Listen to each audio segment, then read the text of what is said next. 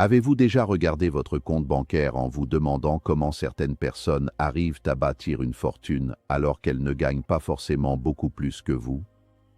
Beaucoup pensent que devenir riche exige un salaire énorme, un héritage familial ou une chance exceptionnelle.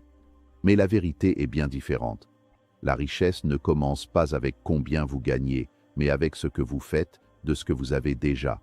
Certaines personnes gagnent des milliers chaque mois et restent coincées dans les dettes. D'autres, avec un revenu modeste, construisent progressivement une sécurité financière impressionnante. Le problème n'est souvent pas le manque d'argent, mais le manque de stratégie. Sans plan, chaque euro gagné semble disparaître aussi vite qu'il arrive. Avec la bonne méthode, même un petit revenu peut devenir le point de départ d'une grande transformation. Dans cette vidéo, vous allez découvrir les principes utilisés par les personnes financièrement intelligentes pour transformer des revenus limités en richesse durable. Ces leçons ne concernent pas seulement l'argent, mais aussi la discipline, la vision et les habitudes quotidiennes. Restez jusqu'à la fin, car la dernière leçon pourrait complètement changer votre manière de voir l'argent et votre avenir financier. Leçon 1. Payez-vous en premier. Le concept de « se payer en premier » est bien plus qu'une simple astuce d'épargne. C'est une révolution fondamentale dans la hiérarchie de vos priorités financières. La majorité des individus fonctionnent selon une équation linéaire et souvent destructrice: revenus, dépenses, épargne. Le problème majeur de cette approche réside dans la nature humaine et la loi de Parkinson, qui stipule que les dépenses augmentent toujours pour égaler les revenus disponibles. En attendant la fin du mois pour voir ce qu'il reste, vous laissez vos impulsions de consommation et vos obligations extérieures dicter votre avenir financier. Inversez cette logique pour adopter l'équation revenu-épargne. Dépenses change radicalement la donne. En prélevant votre part dès la réception de votre salaire, vous traitez votre futur moi comme le créancier le plus important de votre vie, avant même le propriétaire, l'État ou les fournisseurs de services. L'automatisation est le bras armé de cette stratégie. La volonté humaine est une ressource limitée qui s'épuise face aux tentations quotidiennes. Si vous devez décider chaque mois de mettre de l'argent de côté, vous finirez inévitablement par trouver une bonne raison de ne pas le faire. En mettant en place un virement automatique vers un compte d'investissement ou d'épargne le jour même de votre paie, vous retirez l'émotion et la décision du processus. L'argent que vous ne voyez pas passer sur votre compte courant est un argent que vous n'apprenez pas à dépenser. C'est une forme de discipline invisible qui construit votre liberté sans que vous n'ayez à souffrir d'un sentiment de privation constante, car votre cerveau s'adapte naturellement au solde restant pour gérer le quotidien. L'objection la plus courante est le manque de moyens. Je n'ai pas assez pour épargner. Pourtant, l'importance de cette leçon ne réside pas initialement dans le montant, mais dans la création du réflexe neurologique. Commencer avec seulement 1% ou 5% de vos revenus suffit à ancrer l'habitude. C'est une question de psychologie comportementale. Une fois que le système est en place et que vous voyez votre capital croître, même lentement, un sentiment de sécurité et de fierté s'installe. Ce cercle vertueux vous motivera naturellement à chercher des moyens d'augmenter ce pourcentage. Avec le temps, ce petit flux financier devient une rivière, puis un océan, grâce à la force tranquille de la régularité qui surpasse toujours l'intensité sporadique. Enfin, se payer en premier est un acte d'affirmation de soi. Cela signifie que vous valorisez votre temps et votre travail assez pour en garder une trace tangible plutôt que de le distribuer intégralement à des tiers. Cet argent accumulé devient votre capital de liberté. Il ne s'agit pas d'un fonds pour de futures vacances, mais d'une semence destinée à être plantée. Plus cette semence est mise en terre tôt, plus l'arbre de votre indépendance financière aura le temps de grandir. En ignorant cette règle, vous restez dans un cycle de survie où chaque heure travaillée ne sert qu'à maintenir votre situation actuelle, sans jamais construire de pont vers un avenir où le travail devient un choix plutôt qu'une nécessité. Leçon 2. Contrôlez votre style de vie. L'inflation du style de vie est le prédateur silencieux de la richesse. C'est un phénomène insidieux où, à chaque augmentation de salaire ou bonus, vos standards de vie s'élèvent proportionnellement, voire plus rapidement que vos revenus. Ce mécanisme emprisonne même les hauts revenus dans une cage dorée. Ils gagnent beaucoup, mais leurs charges fixes, crédits immobiliers lourds, voitures de luxe, abonnements divers, sont telles qu'ils sont à la merci du moindre incident professionnel. La véritable richesse ne se mesure pas à ce que vous dépensez, mais à ce que vous conservez. Contrôler son style de vie, c'est décider de maintenir un écart constant et croissant entre ses revenus et ses dépenses. La pression sociale joue un rôle majeur dans cette dérive. Nous vivons dans une culture de l'ostentation où le succès est souvent confondu avec la possession d'objets matériels coûteux. Vouloir paraître riche est souvent le plus grand obstacle pour le devenir réellement. Les personnes qui bâtissent une fortune durable comprennent que l'ego est un centre de coûts élevés. Elles préfèrent la satisfaction discrète de posséder des actifs qui génèrent des revenus plutôt que celle éphémère de conduire une voiture dont la valeur s'évapore dès la sortie du garage. Résister à la comparaison sociale demande une grande force de caractère, mais c'est le prix à payer pour une sérénité financière totale. Pour reprendre le contrôle, il est essentiel de distinguer les besoins réels des désirs impulsifs dictés par la gratification instantanée. Avant chaque achat significatif, l'application de la règle des 30 jours peut être salvatrice. Attendez 1 mois avant de valider l'achat. Souvent, l'envie disparaît, révélant que le besoin n'était qu'une réponse émotionnelle passagère. De plus, il est crucial d'analyser le coût réel d'une dépense en termes d'heures de vie. Si un gadget coûte 500 € et que vous gagnez 20 € de l'heure, demandez-vous si cet objet vaut vraiment 25 heures de votre existence. Ce changement de perspective transforme radicalement votre rapport à la consommation. Maîtriser son train de vie ne signifie pas vivre dans l'austérité totale, mais pratiquer une consommation consciente. Il s'agit de dépenser sans compter sur ce qui vous apporte une valeur réelle et durable, tout en coupant impitoyablement dans les dépenses qui ne servent qu'à remplir un vide ou à impressionner des gens que vous n'appréciez pas forcément. En stabilisant vos dépenses pendant que vos revenus progressent, vous créez un surplus massif qui alimente votre moteur d'investissement. C'est dans cette zone tampon, entre votre niveau de vie réel et votre capacité de gain, que se forge votre liberté future. Plus cette zone est large, plus vite vous atteindrez le point de bascule où vos actifs couvriront vos besoins. Leçon 3. Investissez dans vos compétences. Votre capacité à générer des revenus est votre actif le plus précieux, bien avant vos placements boursiers ou immobiliers. Dans une économie en constante mutation, la stagnation des connaissances équivaut à un déclin financier. Investir en soi n'est pas une dépense, c'est un placement au rendement potentiellement infini.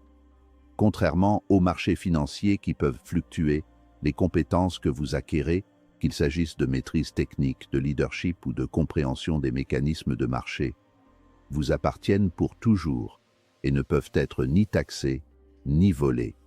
Elles constituent votre assurance tous risques face aux crises économiques. L'éducation formelle n'est que le point de départ, souvent insuffisant pour atteindre l'excellence financière.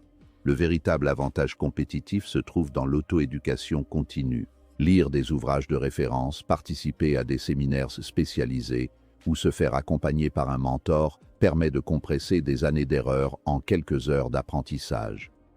Dans le monde actuel, les compétences rares et utiles sont les mieux rémunérées. En cherchant à devenir une version supérieure de vous-même chaque jour, vous augmentez mécaniquement votre valeur sur le marché. Plus le problème que vous êtes capable de résoudre est complexe, plus la compensation que vous pouvez exiger est élevée. Il ne faut pas négliger les compétences transversales, souvent appelées soft skills. La communication, la négociation, la gestion du temps et l'intelligence émotionnelle sont des multiplicateurs de revenus. Vous pouvez être le meilleur technicien dans votre domaine. Si vous ne savez pas vendre vos idées ou diriger une équipe, votre progression sera plafonnée. Investir dans sa capacité à influencer positivement les autres et à structurer sa pensée permet d'ouvrir des portes inaccessibles par le simple travail acharné. C'est souvent la différence entre celui qui travaille dur pour l'argent et celui pour qui l'opportunité semble travailler naturellement. Enfin, l'investissement en soi concerne également la santé mentale et physique. Un esprit embrumé par le stress ou un corps affaibli par une mauvaise hygiène de vie ne peut pas performer au niveau requis pour bâtir une fortune. Le sommeil, la nutrition et l'exercice sont les fondations invisibles de votre productivité et de votre créativité. Consacrer du temps et de l'argent à maintenir votre machine en état optimal est un calcul financier d'une logique implacable. En fin de compte, l'argent suit la valeur que vous apportez au monde, et cette valeur est directement proportionnelle à l'investissement que vous faites dans votre propre développement global. Leçon 4. Faites travailler votre argent. Travailler pour l'argent est une étape nécessaire, mais faire travailler l'argent pour soi est la destination finale. La plupart des gens restent prisonniers de l'échange, temps contre argent, une ressource par définition finie. L'investisseur, quant à lui, cherche à créer des systèmes où chaque unité monétaire devient un employé travaillant 24 heures sur 24, 7 jours sur 7, sans jamais prendre de vacances. Laisser son argent dormir sur un compte courant ou sous un matelas est une erreur stratégique majeure, car l'inflation ronge silencieusement votre pouvoir d'achat. L'argent est une énergie qui doit circuler dans des actifs productifs pour se multiplier. L'investissement intelligent repose sur la compréhension du risque et de la diversification. Qu'il s'agisse d'actions, d'immobilier, d'obligations ou de création d'entreprises, l'objectif est de capturer une part de la croissance économique globale. L'effet des intérêts composés est ici votre meilleur allié. Comme le disait Einstein, c'est la 8e merveille du monde. Au début, les progrès sont lents et peuvent sembler insignifiants. Cependant, après un certain point de bascule, la croissance devient exponentielle. Les intérêts génèrent eux-mêmes des intérêts, créant un effet de boule de neige qui transforme de petites économies en patrimoine substantiel, à condition de ne pas interrompre ce processus par impatience. Il est crucial de comprendre la différence entre un actif et un passif. Un actif est quelque chose qui met de l'argent dans votre poche, dividendes, loyers, plus-value, tandis qu'un passif est quelque chose qui en sort, crédit à la consommation, frais d'entretien d'objets inutiles. La route vers la richesse consiste à accumuler des actifs et à minimiser les passifs. Beaucoup pensent que leur résidence principale est leur plus gros actif, mais tant qu'elle ne génère pas de revenus et qu'elle coûte en taxes et entretien, elle reste, d'un point de vue strictement comptable, un passif. L'investisseur avisé se concentre sur l'acquisition de flux de trésorerie qui, à terme, financeront son style de vie. Faire travailler son argent demande également une éducation financière pour ne pas tomber dans les pièges des promesses de gains rapides et sans risque. Le risque est inhérent à l'investissement, mais il peut être géré et mitigé par la connaissance.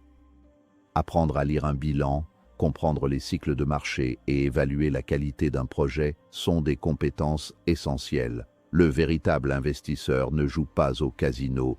Il prend des risques calculés là où les probabilités sont en sa faveur. C'est cette transition de consommateur à capitaliste qui permet de briser les chaînes de la dépendance salariale et de construire un héritage durable. Leçon 5. Pensez long terme. La gratification différée est le dénominateur commun de presque toutes les réussites financières éclatantes. Dans un monde obsédé par la vitesse et les résultats instantanés, avoir une vision à 10, 20 ou 30 ans est devenu un super pouvoir. La richesse n'est pas le fruit d'un coup de chance isolé, mais la somme de milliers de décisions correctes prises jour après jour. Penser à long terme permet de lisser les émotions face à la volatilité des marchés. Là où l'amateur panique lors d'une baisse boursière, l'investisseur à long terme y voit une opportunité d'acheter des actifs de qualité à prix réduit, car il sait que la tendance historique est à la croissance. Cette perspective temporelle modifie radicalement votre prise de décision. Au lieu de chercher le prochain gros coup qui pourrait vous rendre riche demain, Vous vous concentrez sur des habitudes soutenables et reproductibles. La discipline devient plus facile lorsqu'on comprend que chaque sacrifice présent est un investissement direct dans une liberté future bien plus grande. C'est la différence entre manger ses graines aujourd'hui ou les planter pour récolter une forêt demain. Le succès financier est une course de fond, où la persévérance et la constance comptent beaucoup plus que la vitesse de départ. Ceux qui cherchent des raccourcis finissent souvent par reprendre le chemin depuis le début. Le danger du court terme est qu'il pousse à prendre des décisions basées sur la peur ou l'avidité, les deux pires conseillers financiers. La peur de rater une opportunité, FOMO, conduit à acheter au sommet, tandis que la peur de perdre conduit à vendre au plus bas. En adoptant une philosophie de long terme, vous vous déconnectez du bruit médiatique et des fluctuations quotidiennes pour vous concentrer sur les fondamentaux.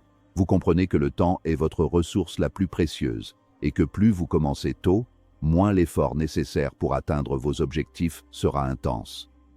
Le temps compense le manque de capital initial, mais le capital ne peut jamais racheter le temps perdu. Finalement, la pensée à long terme apporte une paix d'esprit inestimable. Elle permet de construire une stratégie solide qui ne dépend pas des circonstances extérieures immédiates. Vous ne travaillez plus pour survivre au mois prochain, mais pour bâtir une structure qui soutiendra votre famille et vos projets pour les décennies à venir. Cette vision donne un sens à vos efforts et transforme la discipline budgétaire en un projet de vie enthousiasmant. La patience n'est pas une attente passive, c'est une action contrôlée et une foi inébranlable dans le processus de croissance naturelle de la richesse. En restant fidèle à vos principes sur la durée, la réussite ne devient plus une probabilité mais une certitude mathématique. Construire de la richesse avec un revenu limité n'est pas impossible. En réalité, cela peut même développer des habitudes financières plus solides que celles de personnes ayant des revenus élevés, mais aucune discipline. Vous n'avez pas besoin d'attendre le bon moment, une promotion ou une opportunité parfaite pour commencer. Votre point de départ importe moins que vos décisions quotidiennes. Commencez petit, mais commencez maintenant. Automatisez votre épargne. Réduisez les dépenses inutiles. Développez vos compétences. Faites travailler votre argent. Et surtout, restez concentré sur le long terme. La liberté financière n'est pas réservée à une minorité privilégiée. Elle appartient souvent à ceux qui comprennent que la richesse est un comportement avant d'être un chiffre. Dans quelques années, vous pouvez regarder en arrière et remercier la version de vous-même qui a décidé d'agir aujourd'hui.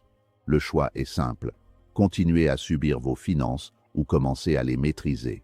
Si ce message vous a inspiré, appliquez au moins une de ces leçons dès aujourd'hui. Votre avenir financier se construit un choix à la fois, et parfois, tout change à partir d'une seule décision prise maintenant.